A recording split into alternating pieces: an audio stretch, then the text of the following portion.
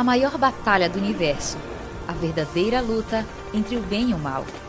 Leia, estude, busque iluminação do Espírito Santo e assuma seu lugar neste confronto. Essa escolha definirá seu futuro eterno. O grande conflito. Capítulo 10 do livro Grande Conflito, Alemanha. O sumiço de Martinho Lutero fez com que muitas pessoas na Alemanha começassem então a levantar uma série de hipóteses acerca de sua vida. A ideia mais comum era que ele havia sido morto, mas logo depois houve um regozijo e uma alegria sabendo que ele estava vivo, porém cativo. Na verdade, a grande preocupação de Martinho Lutero era que as verdades da reforma fossem espalhadas de maneira correta.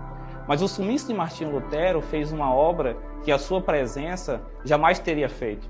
Levantaram-se então vários líderes com a verdade e espalharam então a palavra de Deus de maneira muito audaciosa. Porém, surgiram também algumas advertências e alguns problemas na época da Alemanha. A principal delas foi que a verdade apresentada por ele foi agora apresentada de uma outra forma, com fanatismo e com a falta da palavra de Deus sendo exaltada.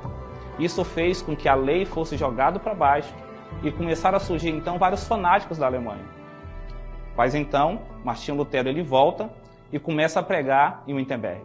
E o que é mais interessante é que a igreja fica lotada.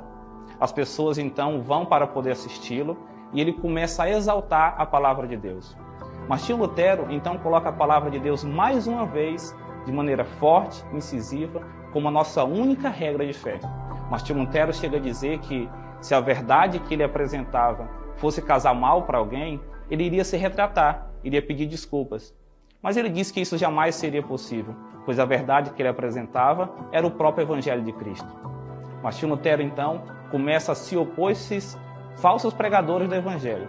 Assim como no primeiro século surgiu falsos profetas, no século XVI, então, começam a surgir vários falsos profetas, alegando de que a reforma era agora uma mensagem mais dura, forte, e o Evangelho de Cristo era deixado de lado. Martinho Lutero chega a afirmar que a única verdade é a palavra de Deus. Com isso, então, as praças começam a ficar cheias de pessoas. A verdade de Deus é ensinada nas escolas e, mais uma vez, o amor de Cristo é exaltado. Com isso, nós vemos claramente que a palavra de Deus é a única regra de fé. Por isso, Jesus venceu.